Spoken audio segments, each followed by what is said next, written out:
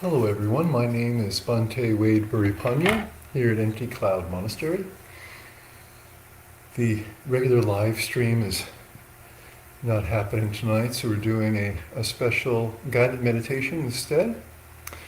Welcome to everyone.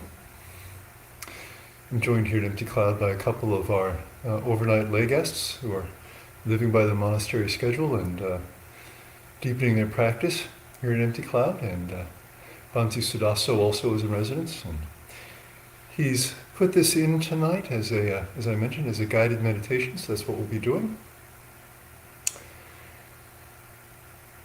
And so, without any further ado, we can proceed into the meditation. I've adjusted the camera angle so that you can hopefully see my full posture, in case any of you are unfamiliar with a posture to strike for meditating, or would like some pointers, or try something new.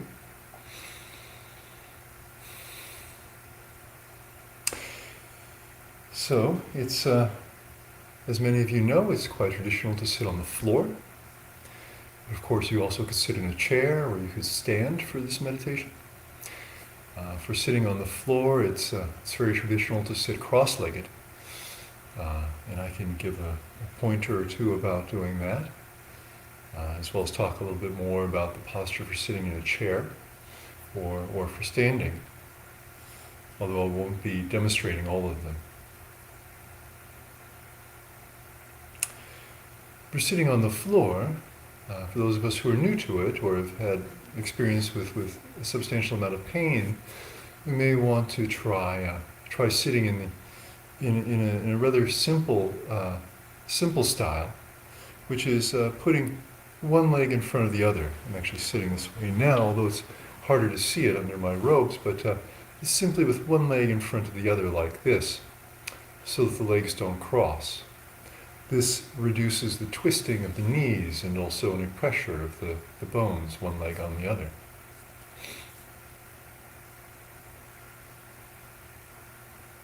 Sitting with a large rectangular mat, which is very traditional as well, and a smaller cushion behind. With the smaller cushion behind, we want to sit rather forward on it so that it doesn't pinch the nerves at the tops of the thighs. If it does that, then it's very easy for the legs to fall asleep. So we want to sit rather forward on it, on that cushion in back, if we're sitting cross-legged on the floor. Then the hands could be placed on the knees or on the thighs, perhaps however feels comfortable. Some people prefer this if they like the shoulders to be stretched out and straight. And some schools of thought say that this is better. Personally, I find it can be distracting, perhaps tiresome after some time to hold the shoulders in this way. Personally, I subscribe more to a Tai Chi or Qigong methodology of sitting, which is with the shoulders more kind of relaxed and in, and it is more traditional in Theravada Buddhism to sit with the hands folded in the lap. And you can hold them as you like, in a way that feels comfortable. A very traditional way is with one palm up and the other hand in the palm, and then with the thumbs touching, the thumb tips touching, but arched upwards. And this helps with some alertness, holding the hands in a formal way this way. Now, if sitting in a chair, we typically want to sit with the feet flat on the floor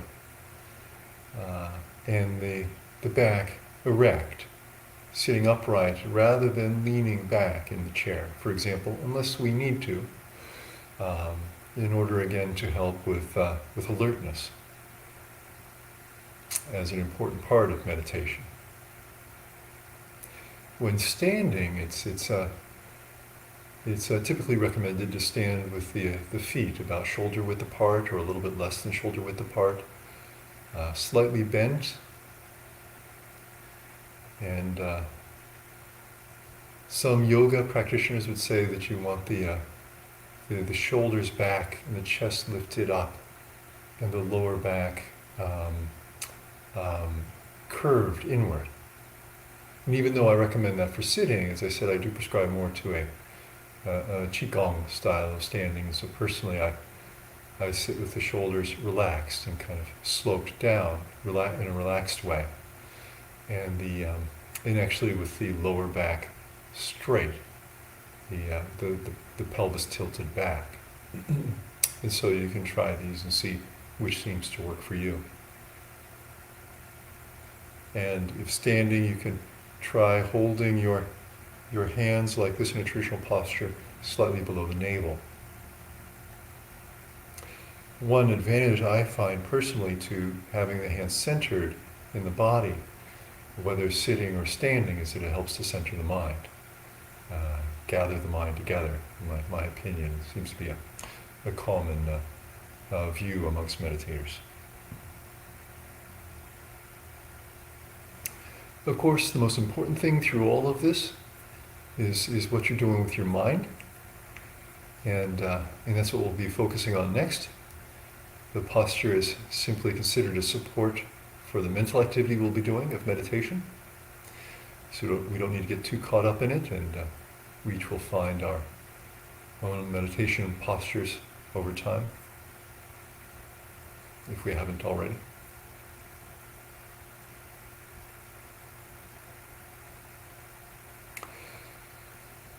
All right, now, to begin the actual meditation, we can close our eyes, as is quite traditional in Theravadan Buddhism, with the understanding that to see the world inside, we close our eyes. But for some of us it may be more comfortable, or it may be more habitual to keep the eyes open. This is certainly all right too. If we see a lot of images, for example, with the eyes closed, these might be distracting in meditation. Or if we're feeling drowsy, or just for whatever reason, if we want to keep our eyes open, we can. And perhaps gaze in an unfocused way at the floor or at a wall, something like this.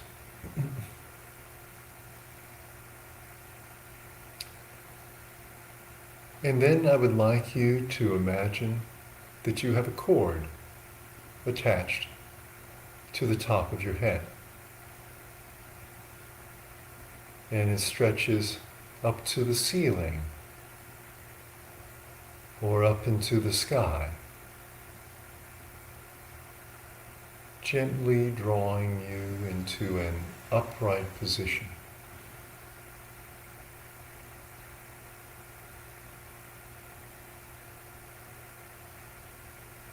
You feel your head raise just a little bit.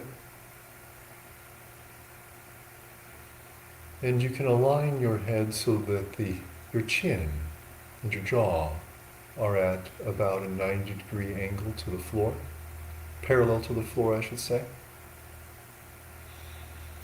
Or perhaps tilted down just a little bit.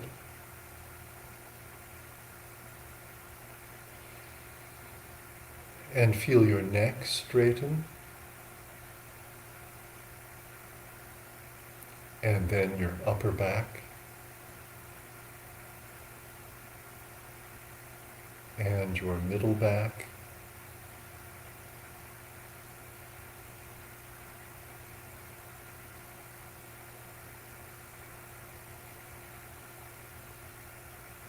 And then, for those of us who are sitting,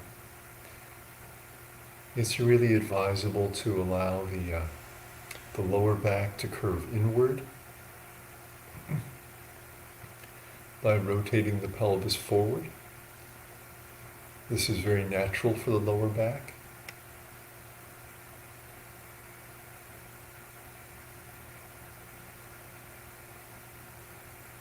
And then I would like to ask you to pay attention to the contact of your lower body with the floor or the cushions or the chair that you're sitting in. Or if you're standing, to notice the contact of your feet against the floor and perhaps your legs a little bit, but mostly the contact.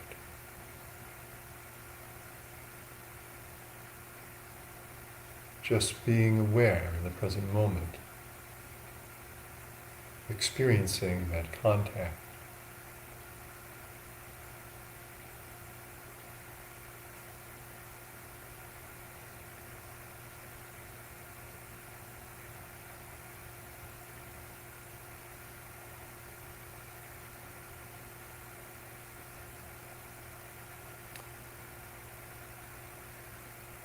And then, to the extent that is comfortable, to expand your awareness to the rest of your lower body. The feet, the legs, the hips, the buttocks. Just feeling the fullness of the lower body.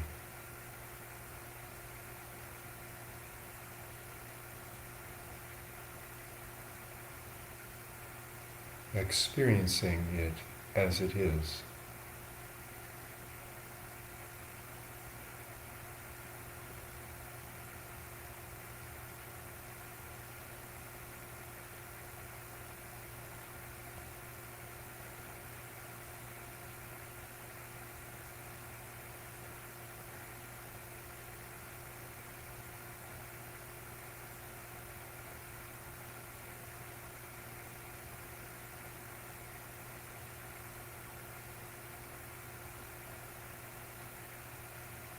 And as you're experiencing it, allow any tension there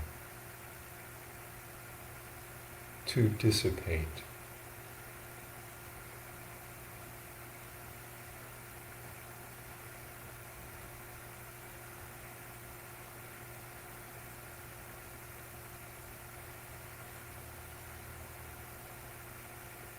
Allow any tension there to ease out.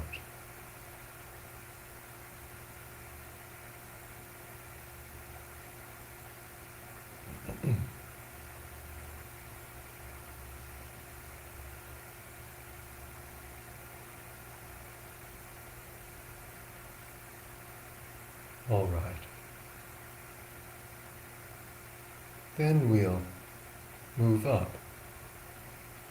to the abdomen and pay attention to how the abdomen feels.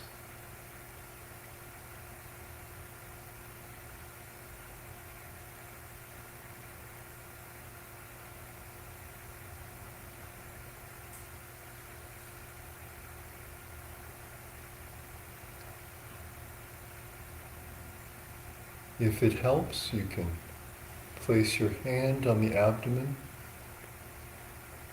to help draw your attention there.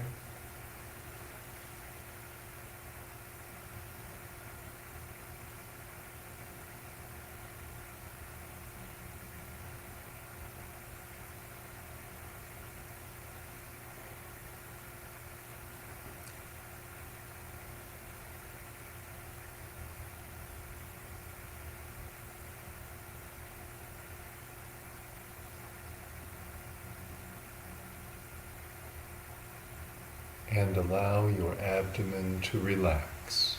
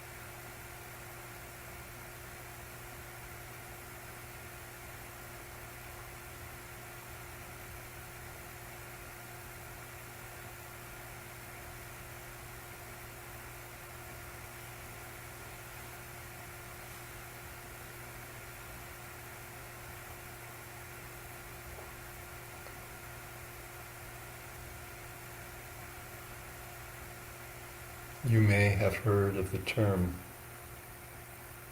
abs of steel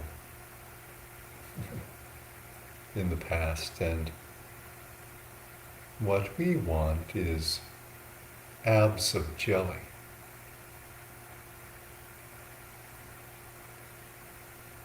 And so we simply experience how the abdomen feels and allow any tension there to slowly relax.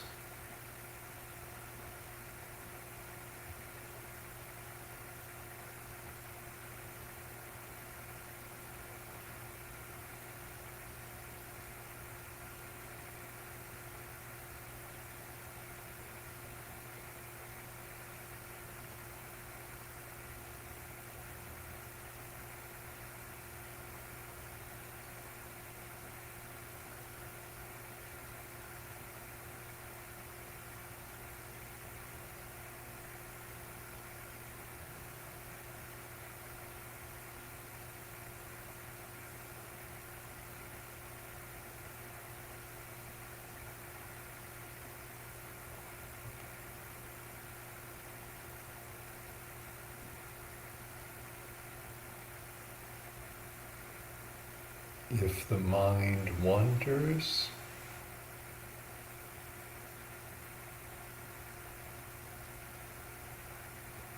we just let go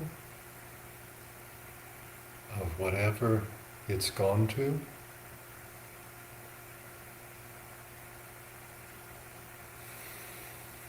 This is a time to do this somewhat unusual, but very special and very healing thing. So we come back to the abdomen. We will patiently dwell there for a few more moments, being with the sensations, perhaps compassionately, and allow the abdomen to relax.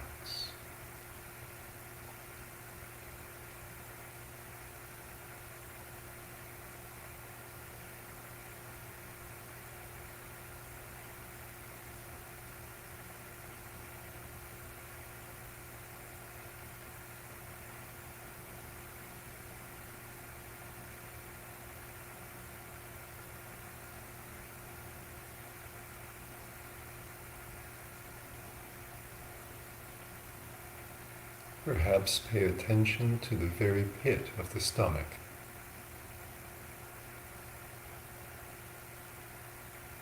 Being aware of how it feels with your sense of feeling.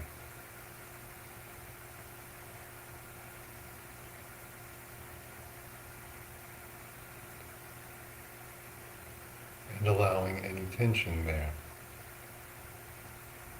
to dissolve.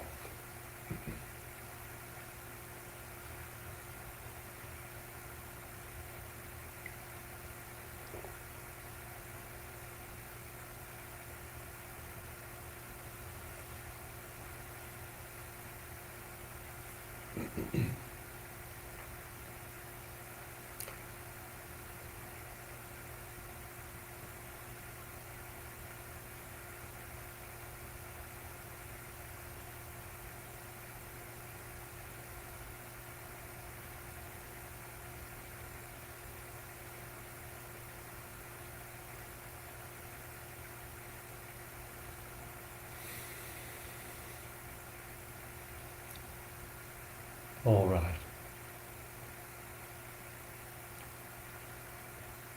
And now we'll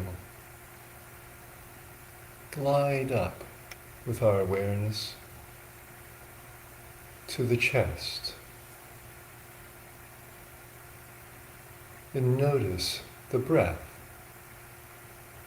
rising and falling in the chest, rising and descending there. Or perhaps the chest itself, rising and falling. with the breathing.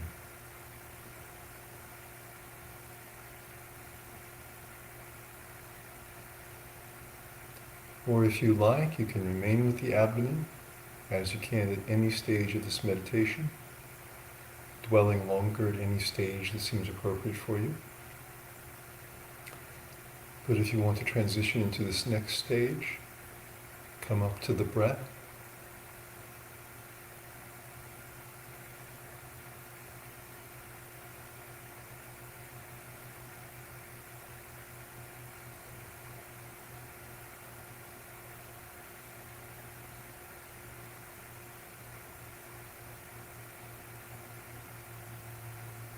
And notice it there, whatever it's doing, and allow it to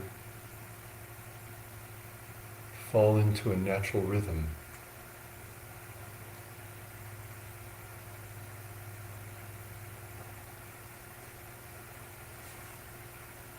Over time. All right.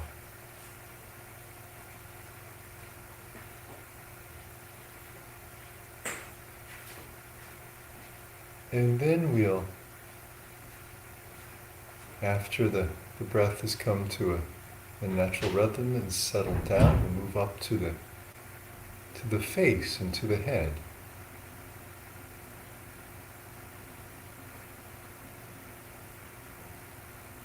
And experience how they feel.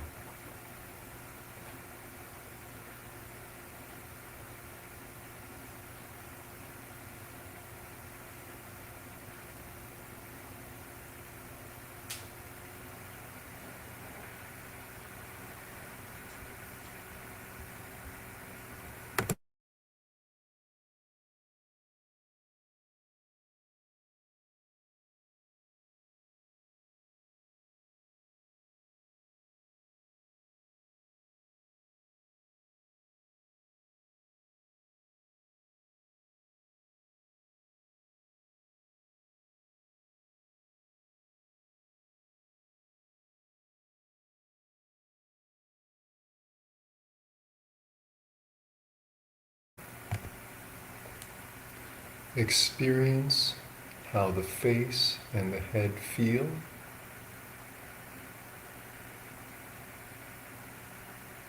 And notice any points of tension, any areas of tension. For example, in the forehead, or around the eyes, or the temples.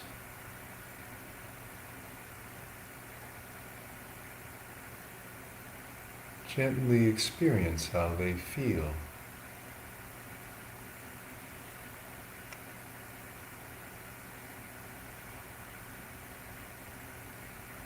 And allow them to relax.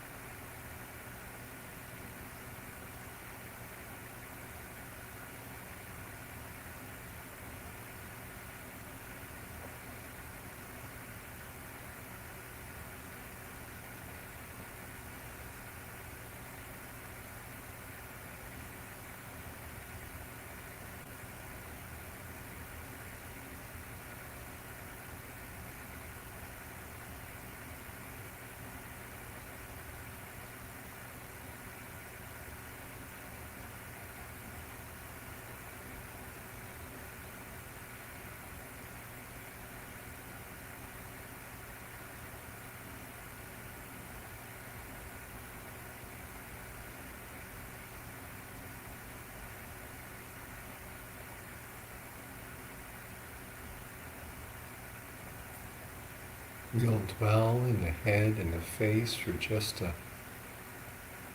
another moment or two. If the mind has wandered, we gently bring our awareness back and experience how different areas in the head and the face feel, and allow any tension there to ease out, to unclench, to dissolve.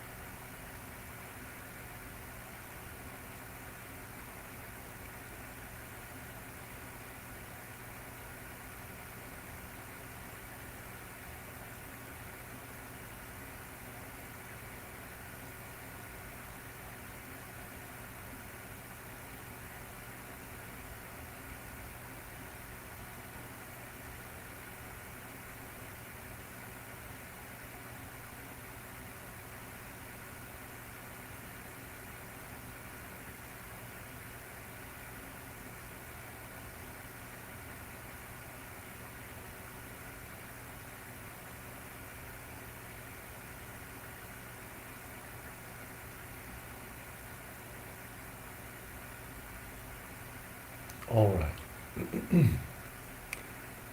Then we'll glide down to the neck and the throat. Pay attention to how they feel.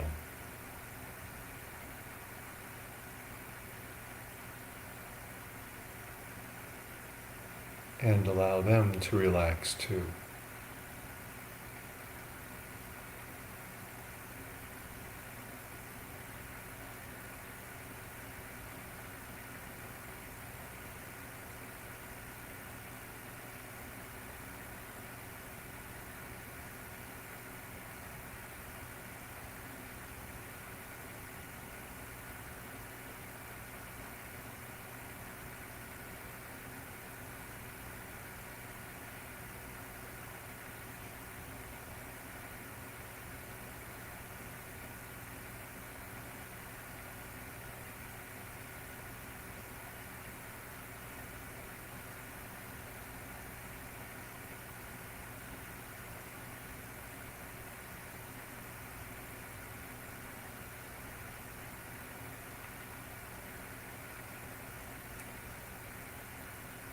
And you may also even picture the muscles in the neck and in the throat.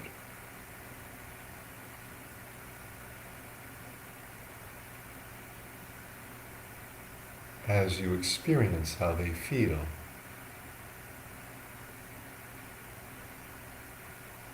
And allow them to relax.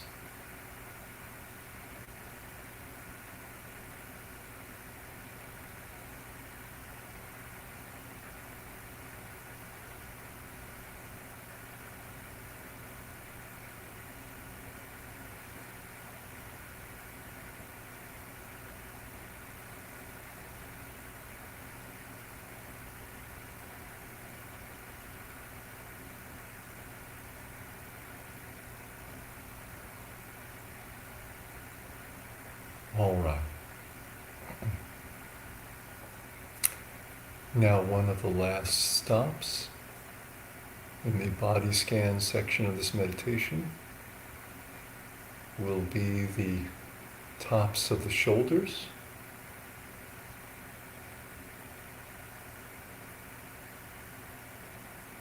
We'll pay attention to how they feel.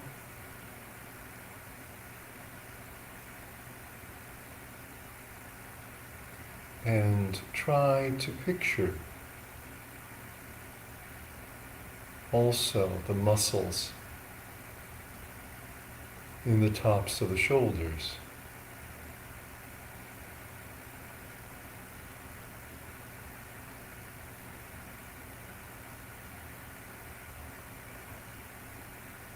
as we experience the sensations there.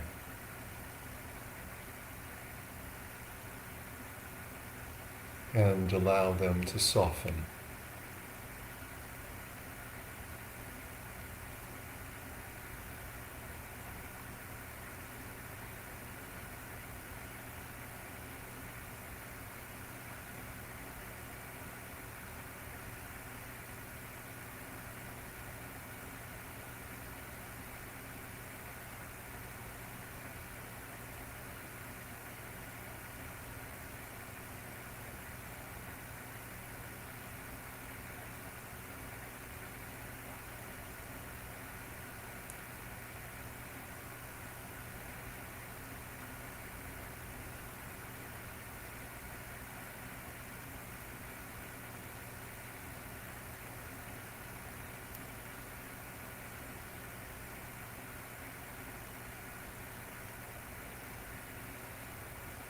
All right, then we'll glide down again to the chest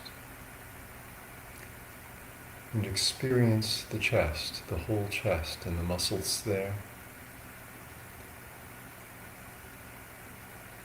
and see how they feel.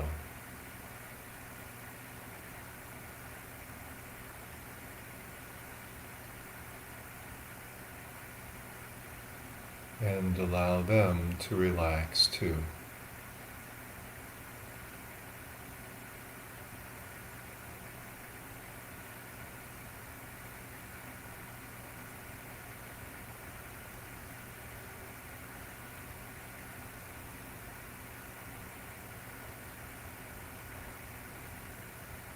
Try also to picture the muscles there.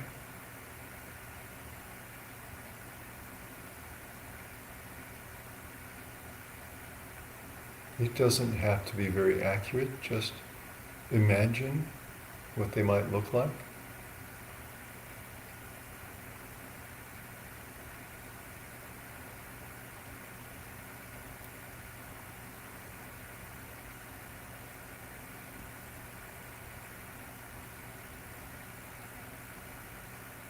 And allow them to soften as well.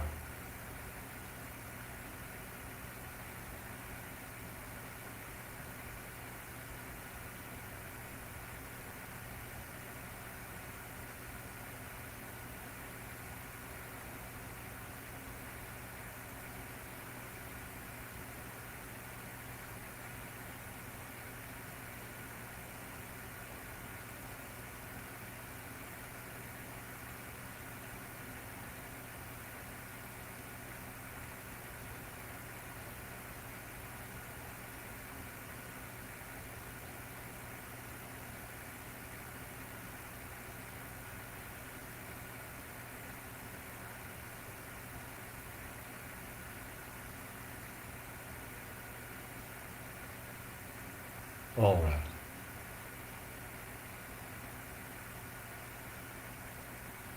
And then I would like you to imagine your spiritual heart in the middle of the chest.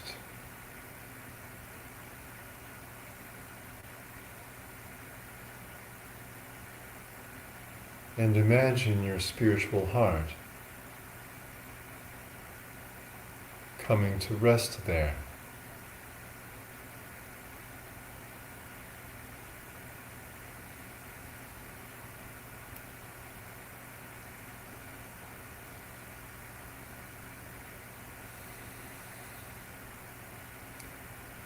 Imagine your spiritual heart coming down from wherever it is,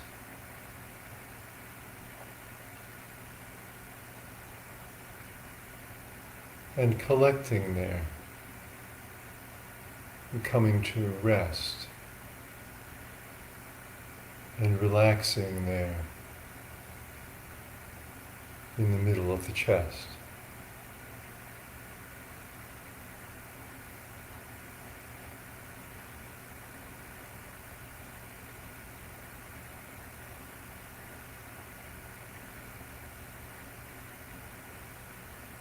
perhaps right where you feel the breath rising and descending through the chest. The heart and the breath mingling there.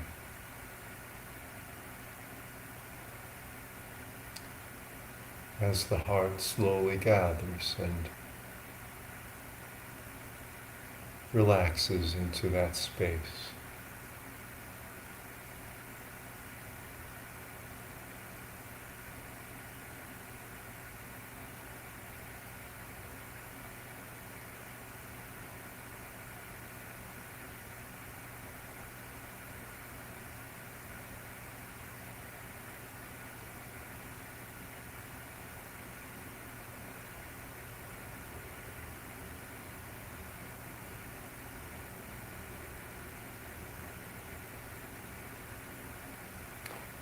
All right.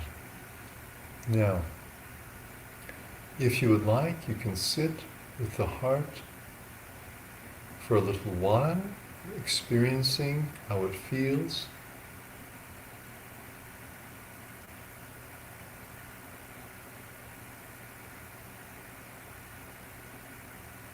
Or, if it feels comfortable, you can transition to paying closer attention to the breath.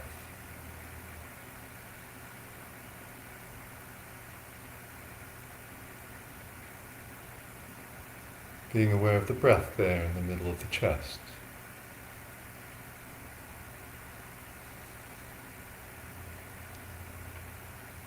As it rises and descends,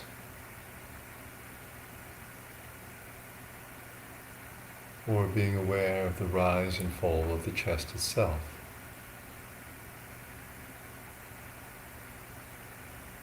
And allow the breath to come in big, deep breaths, if that's what feels natural. Allow the breath to choose its own depth and rhythm.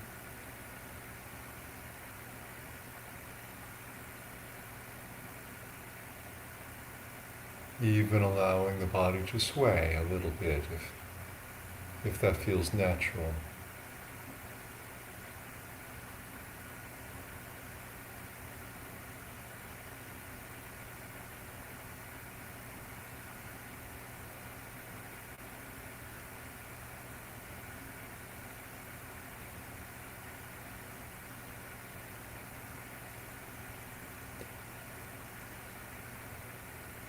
And if you want, as the breath comes in, you can say to yourself, in with the good. And as it goes out, you can say to yourself, out with the bad.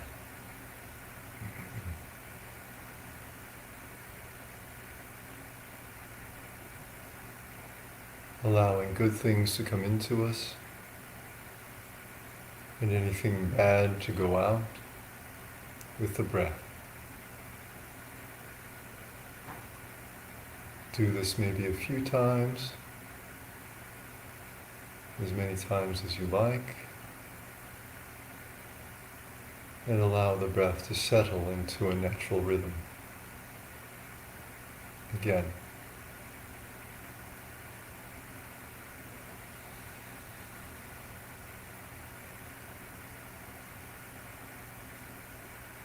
And we may notice many changes happening in the body and in the heart as we do this. And we can experience them as they occur with mindfulness in the present. Just notice what's happening, be alive to what's happening.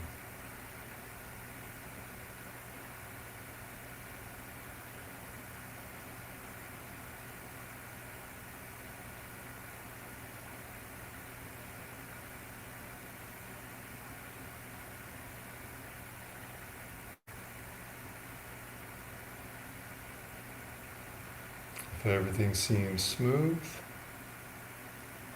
return to the breath, being aware of it as it is, and we'll work on developing this mindfulness itself, which is an incredible tool for developing our awareness, to know what's really happening, and to grow in wisdom. If everything seems smooth, we'll go back to the breath, and we'll pay attention to it coming in and going out.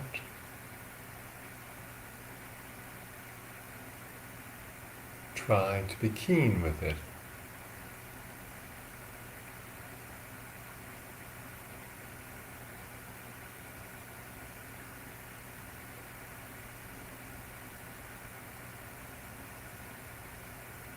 It may seem like a mundane thing, a small thing, but the awareness you can develop with it is so powerful.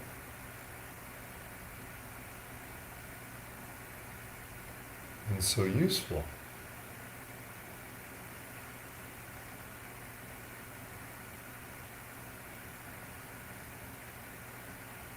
They say that this is what the Buddha was doing on the night he attained enlightenment.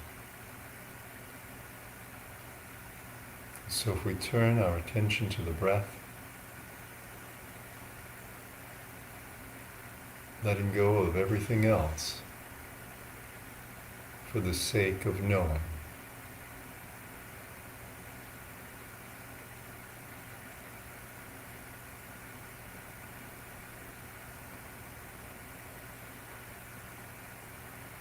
And to help us stay with it, we begin counting.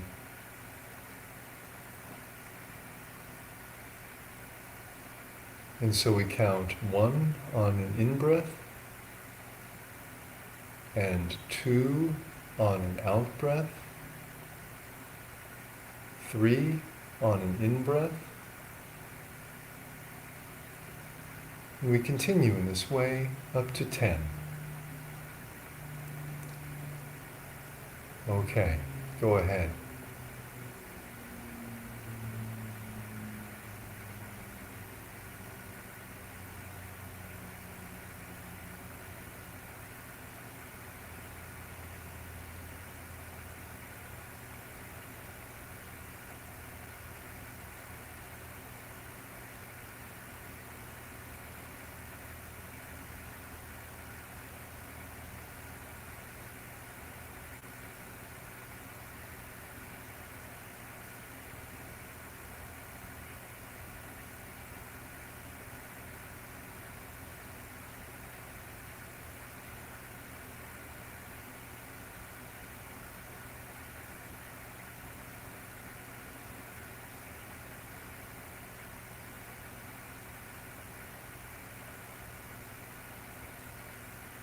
All right. Now if you reached 10, that's good. If you haven't, that's also good. We just return to our intention to stay with the breath. Begin again at 1 on an in-breath, 2 on an out-breath, 3 on an in-breath, and continue in this way up to 10.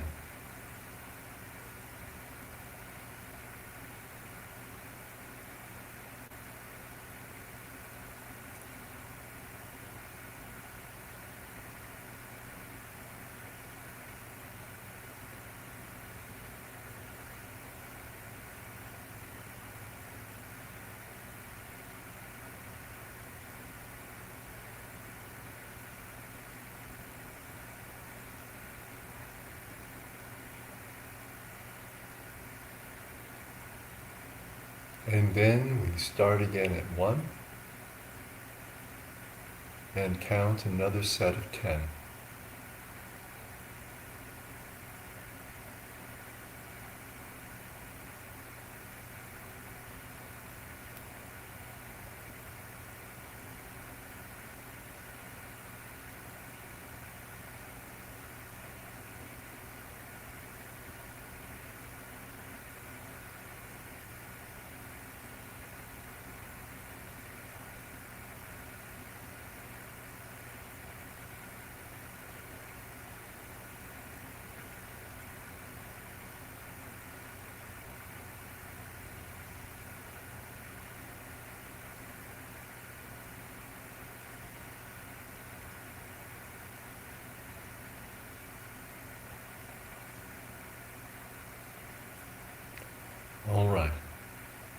And then we'll do 1 or 2 more sets. I'll let you go ahead before we transition with our mindfulness into the next stage of the meditation. Please try to stay with it for just these 2 more sets.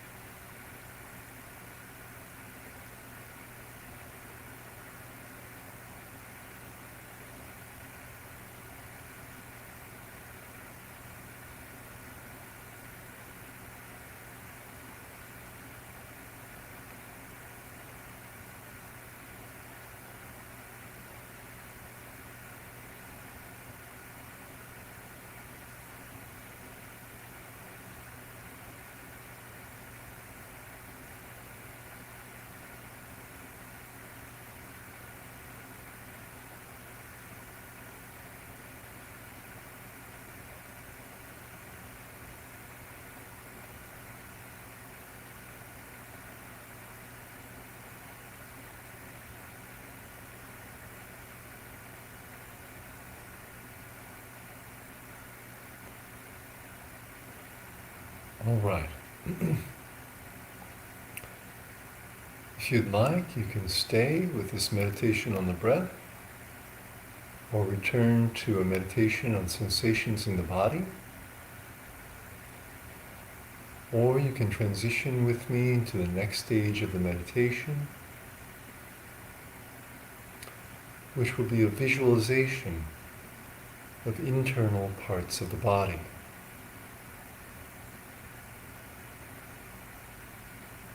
So right there in the chest where you've been paying attention to the breath, I'd like to ask you to visualize your rib cage, noticing that right there within your torso you have the rib cage, with the breastbone and then the ribs curving around to the back.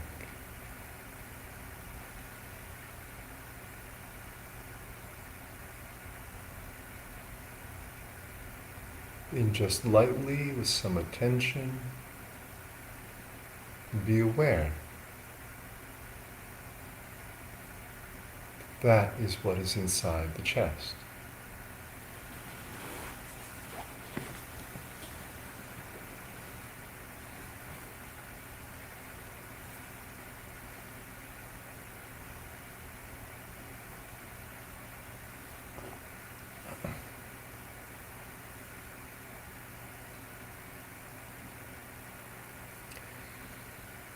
And then I would like to ask you to glide up to the collarbones. You can let go of the image of the rib cage if you like, or maintain it. But now think of the collarbones.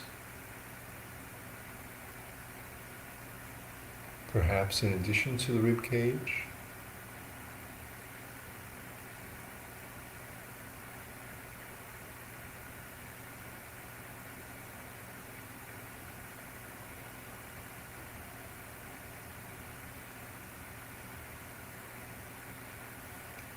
Just as you might imagine them.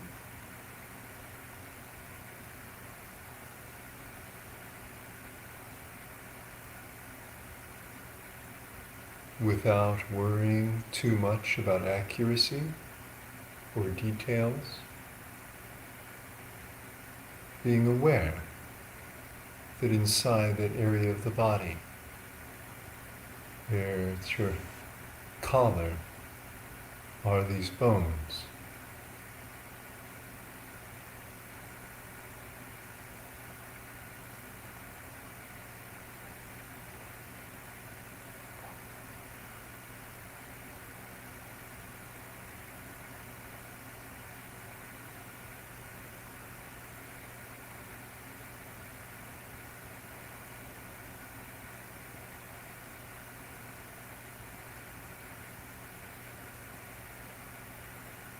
And then we'll, if we like, we can maintain the image of the ribs and or the collarbones, or let them go. But now we'll pay attention to the shoulders and imagine the joints at the shoulders.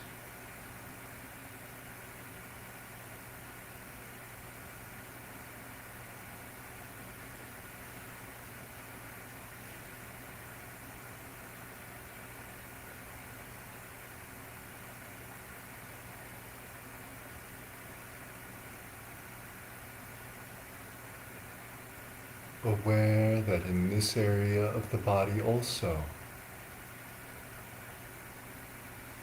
there are bones.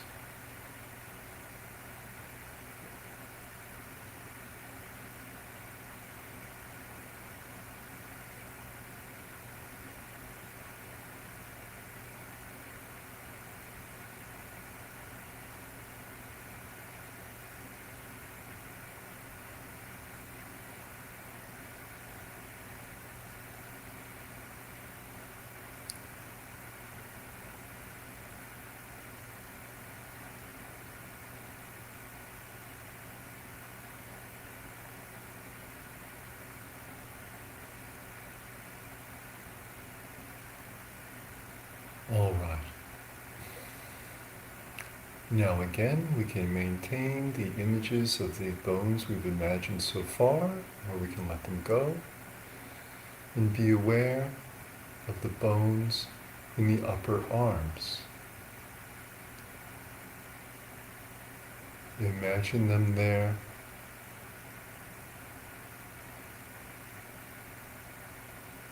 However we might imagine them or remember them from what we've seen before.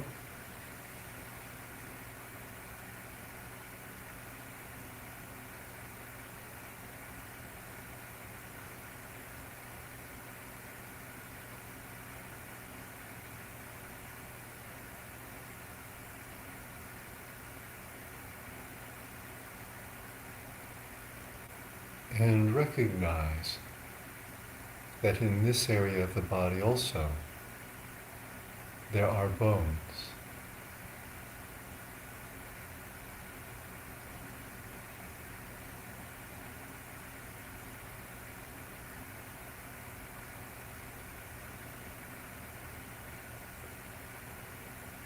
And you can stretch down to include the elbow joints as well, if you like.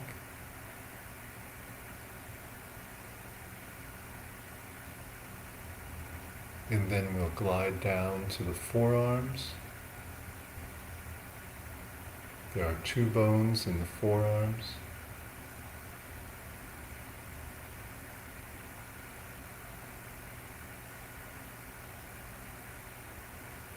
And we notice throughout the arms there are bones.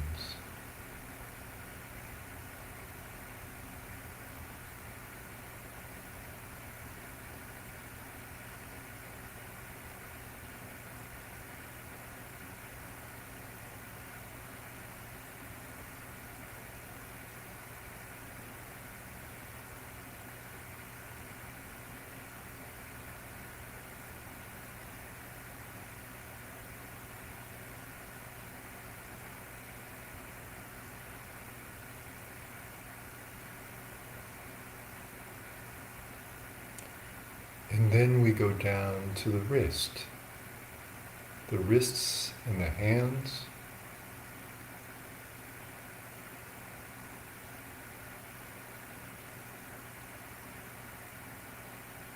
And lightly imagine the bones in the wrists, in the palms, in the thumbs and in the fingers.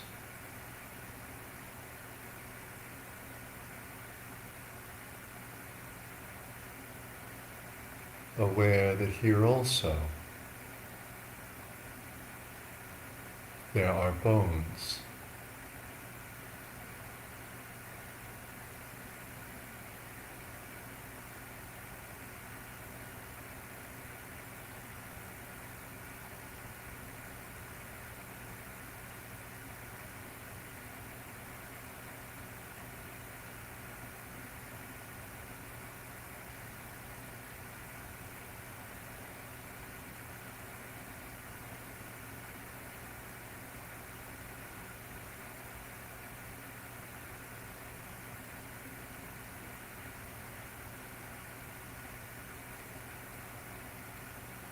All right. And now we'll travel back to the torso and imagine the backbone, the vertebra, stretching up through the back.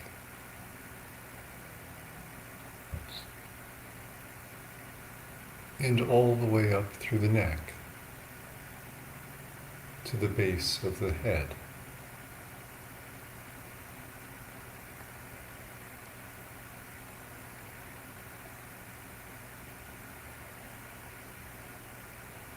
If it seems comfortable, you can imagine the skeleton of the entire upper body with the back vertebra as well, and the neck, or just the vertebra and the neck alone.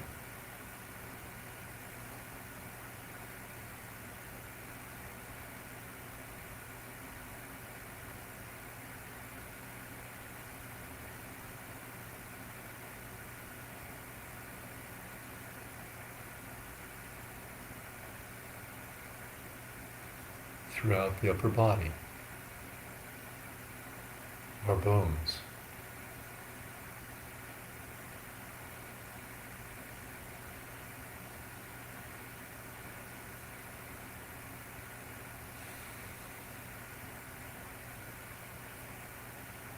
And I'd like you to stay with this for a few moments, noticing these bones in the various areas of the upper body. But if this feels uncomfortable to you, I'll say a few words. If this visualization feels uncomfortable to you in any way, you can return to your mindfulness of the breath. Just let it go. Return to the mindfulness of the breath, allowing it to be calming, or you can recollect peace, perhaps. Just thinking to yourself gently, may I be calm. May I be calm. May I be calm. And let it go. Or you can sit with the feelings that have arisen, aware of them, as you might have been aware of the breath, for example,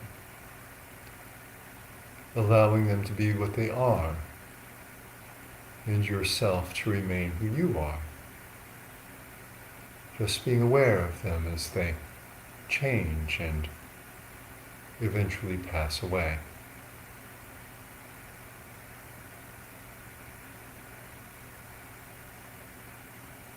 All right. And for those of you who are still contemplating the skeleton, next we'll crown it with a skull.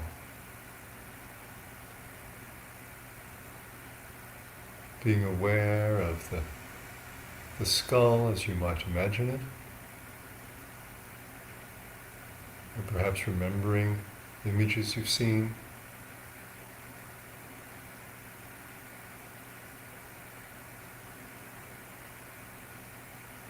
Perhaps aware of it atop with all of the bones of the upper body even, or those that you can remember. Just as many as are comfortable to hold in your awareness. But especially now the skull.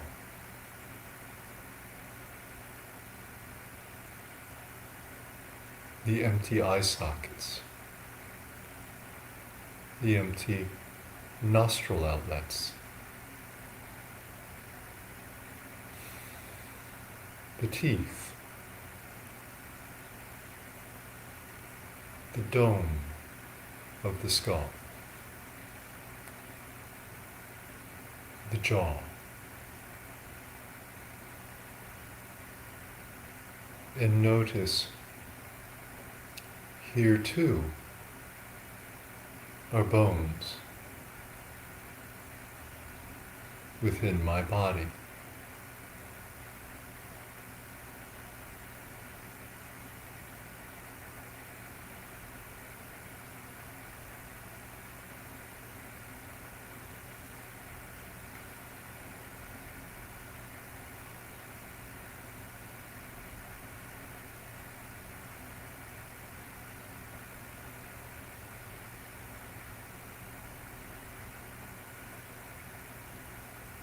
And then you can, if you like, you can transition to simply letting go of the images,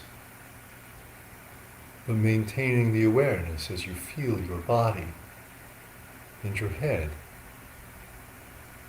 that inside, here, there are bones.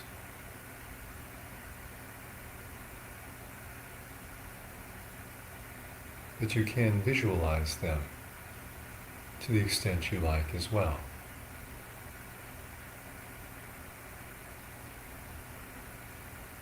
And you can spread this awareness, this perception, to the entire body,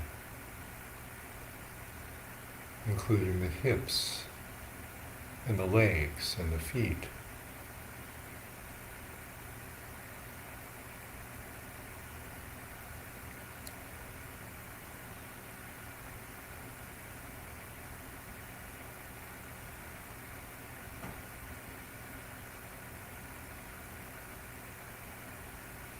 Within this body, there are bones, and the entire body completely depends upon these.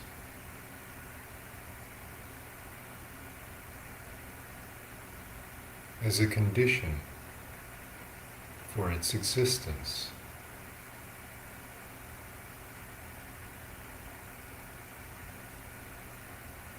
And inside this body, there are bones.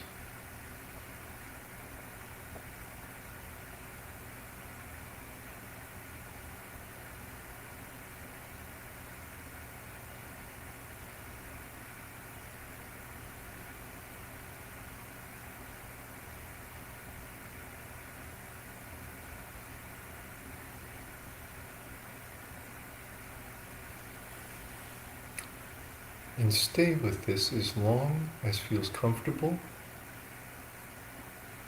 If you start feeling negative emotions,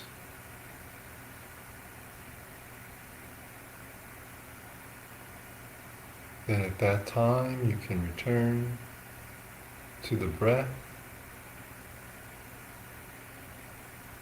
or be more with the emotions and let go of the images and the ideas of bones.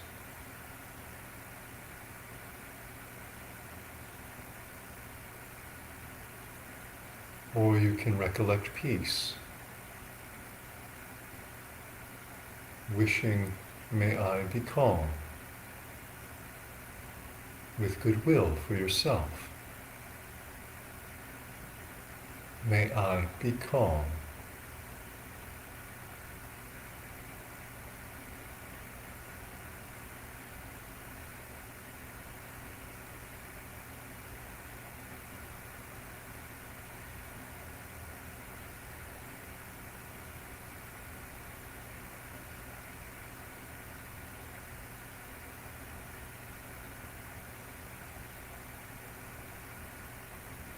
All right. And now we'll collectively draw together again at the breath if we can. If we need to stay with any emotions or the recollection of peace, for example, we can. But otherwise, let's collectively go back to our breaths and return to the counting as we transition towards the closing of the meditation. We'll go back to the counting of the breaths to reestablish our mindfulness and our calm.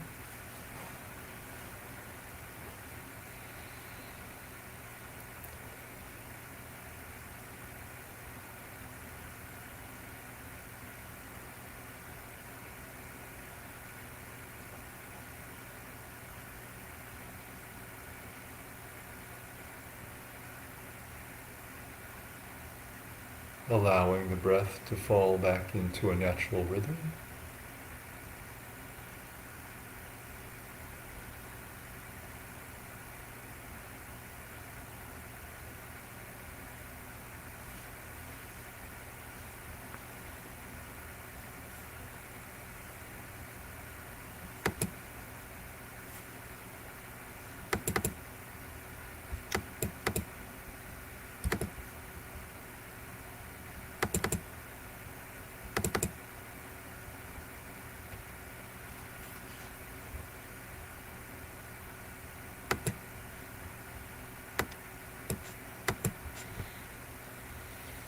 We'll count one more set of 10 before I draw the meditation to a close.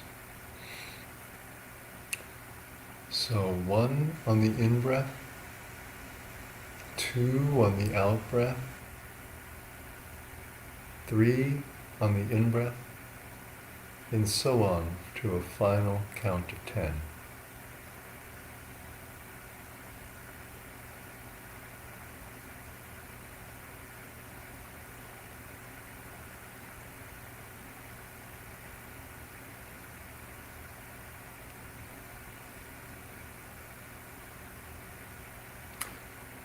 Now, if this is really working for you, the meditation you're doing, you can stay with it and continue practicing.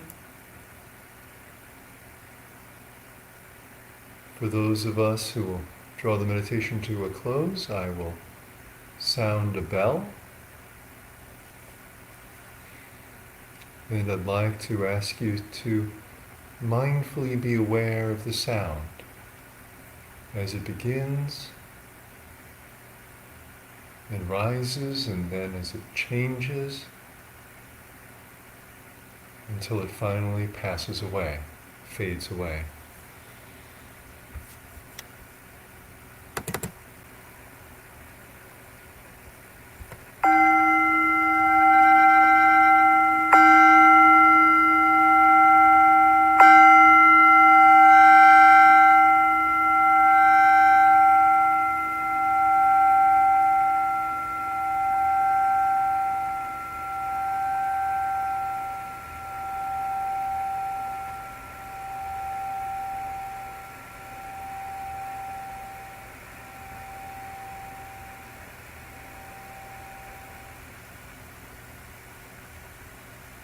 All right.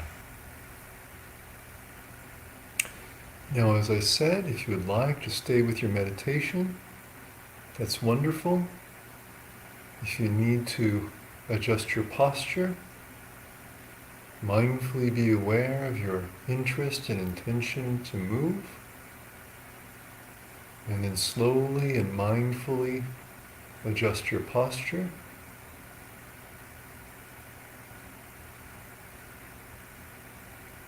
For the rest of us who are drawing the meditation to a close, we can raise our hands together and touch them palm to palm in front of our hearts out of gratitude and respect for the meditation, and out of gratitude and respect for the Buddha and the Dhamma and the Sangha.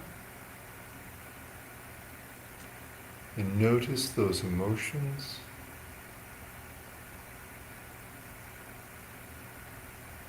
And then slowly lower our hands again, mindfully.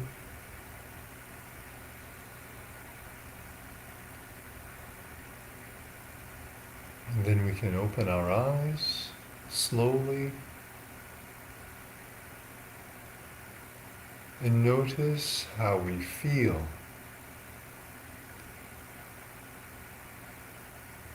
Do we feel more clear and centered? more focused.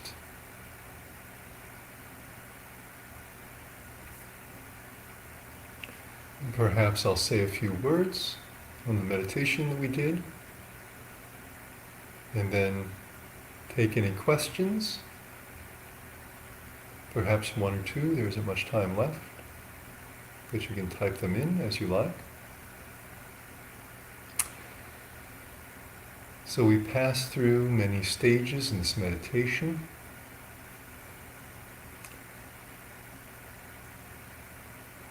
You may notice the common themes over time if you've participated in multiple of these guided meditations.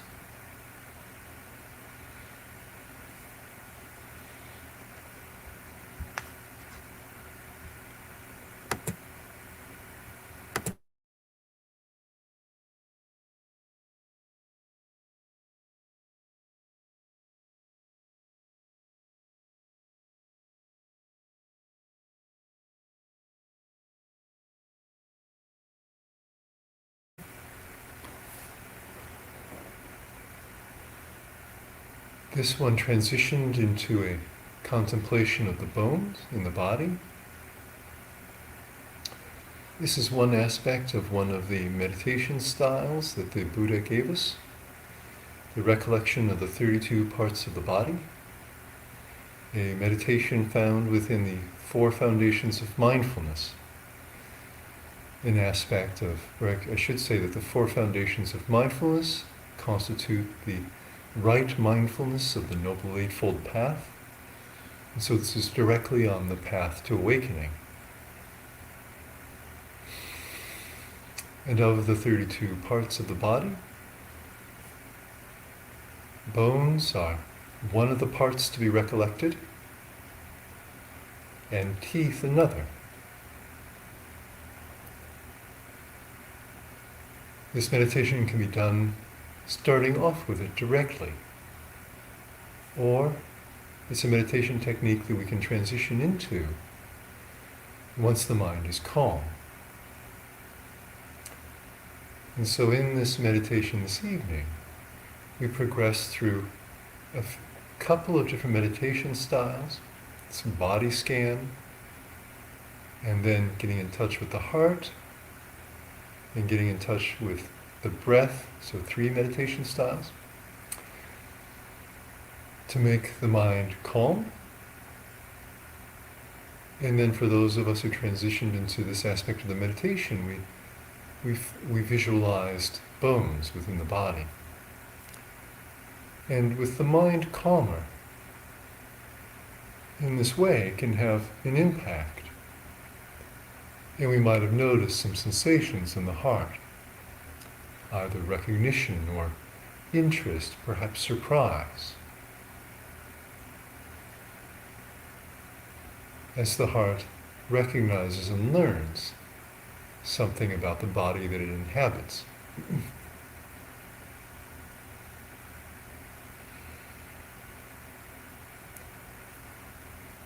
And for me, I believe that this is a way of developing our wisdom parami, that is the perfection of wisdom, which is one of the raw materials we have for our spiritual lives and attaining our spiritual aspirations, and in fact for life in general. If the mind becomes so calm that it's very well unified in the present moment around the meditation object, in this case the bones, then we might even be in samadhi, right concentration, in which case this kind of visualization exercise, this contemplation of the bones, might constitute vipassana proper, whereby we can attain insight knowledge. But typically for most people, meditating in the way we have for about 45 minutes or an hour or so, the mind would naturally become calmer than it was before we started. But for most of us, we wouldn't really attain samadhi, right concentration. But this contemplation can still make an impact on the heart, and the heart can still learn from it. For those of you who are participating in the guided meditation that I did last night, you may have noticed that at the point after practicing breath meditation, we transition to loving kindness meditation. It's one option when the heart becomes calmer. This is another option, this kind of a contemplation of the body as a way of developing wisdom. I mentioned also last night the possibility of contemplating the 5 subjects for frequent recollection, or contemplating anicca, dukkha, anatta, that's impermanence, unsatisfactoriness, or not self. Or one may simply stay with the breath, continuing to be aware of it, honing one's concentration, trying to see how long one may maintain mindfulness of the breath. And then even at the end of the sitting meditation period, transition to walking meditation or something like that to continue the development of the mindfulness. So you have many options. Some of you may have noticed negative emotions arising with the awareness of the skeleton, and I almost want to apologize for this. It's possible that this can happen with any contemplation or meditation. If we make the heart calm, even without doing a contemplation like this, sometimes emotions come up. But we take this as an opportunity to learn, to get to know ourselves better, and we have ways of working with it by returning to the breath, as I said, or recollecting peace with the repetition, may I be calm, or by being with the emotions in the present, as though we might sit with a good friend. And this also can be a very good learning experience, as the heart works with this understanding of what the body is, and also learns about its own emotions and its emotional reactions, and about the transitory nature of emotions themselves. And we'll see that these emotions pass. As we continue meditating in the future, we'll find many changes take place as we grow in wisdom and in skill in the meditation.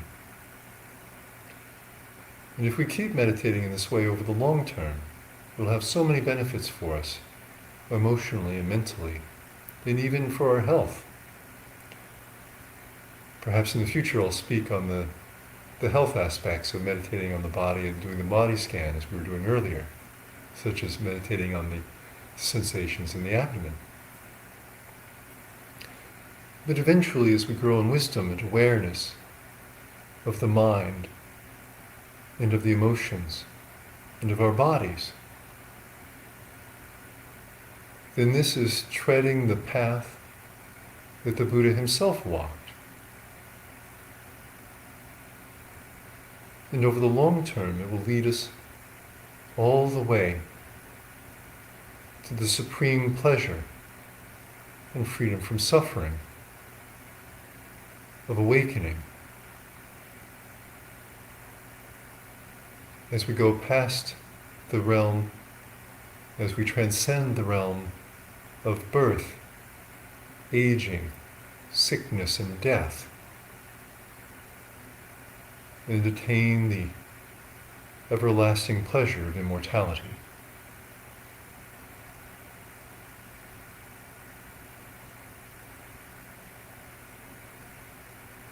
All right. So now I'll turn and see if we have any questions.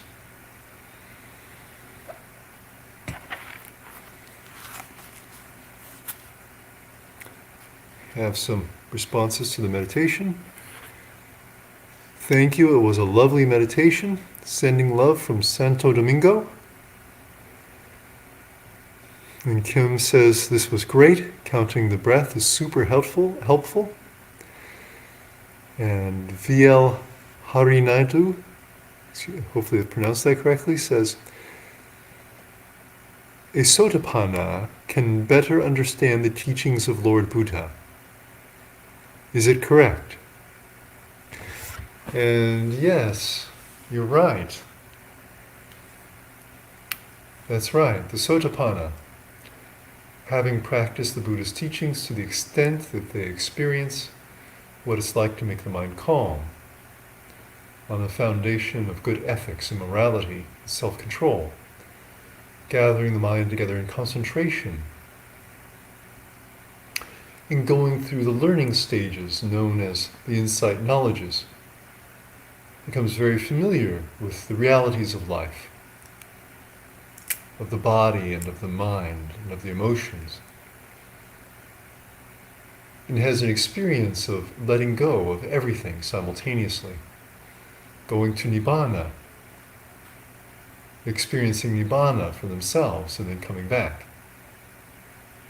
And at this time, the Sotapanna gains the unshakable faith that in fact, the majestic one, the Holy Lord Buddha, perfectly self-enlightened, was perfectly self-enlightened, and that his teachings were well taught, and that the community of his disciples has in fact practiced well. And so they have this understanding, this faith on the one hand, and the understanding of the path of practice from having practiced it themselves. And this is what the Buddha recommended. He said that each of us must practice for ourselves. In practicing for ourselves, we see and we grow in wisdom, and then we truly know.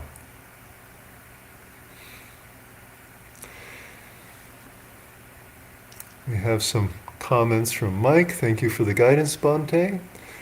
You're very welcome. Hopefully I'll see you again in the monastery soon, Mike.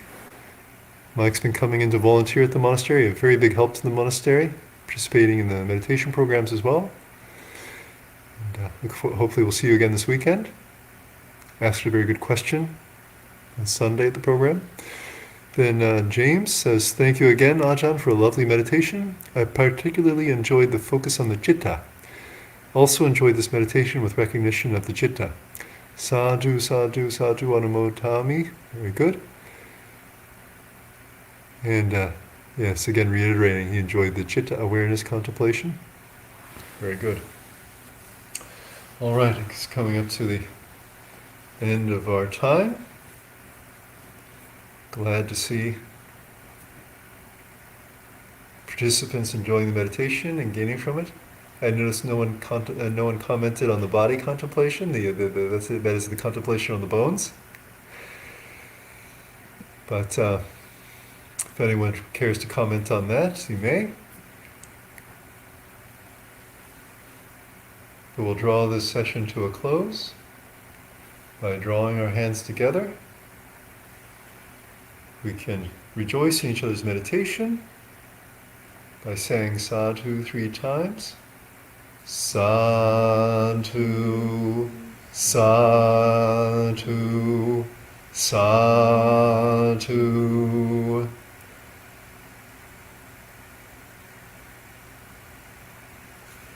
And then here in the hall we have a Buddha image above me. And so those of us who are here will turn and bow to the Buddha image. You can't see it on the screen, I apologize. I'd make an adjustment so you could see it, but it would probably come out poorly, and so perhaps you can bow to your own Buddha images, or bow to your recollection of the Buddha, the Dhamma, and the Sangha, or bow to a Dhamma book, perhaps.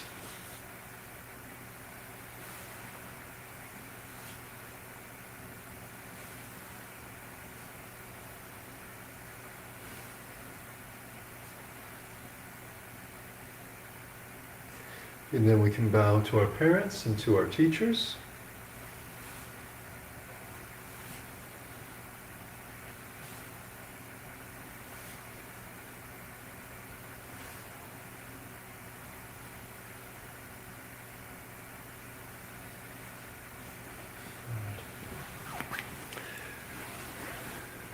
Best wishes to you all. May you continue to prosper in the Dhamma. Until next time.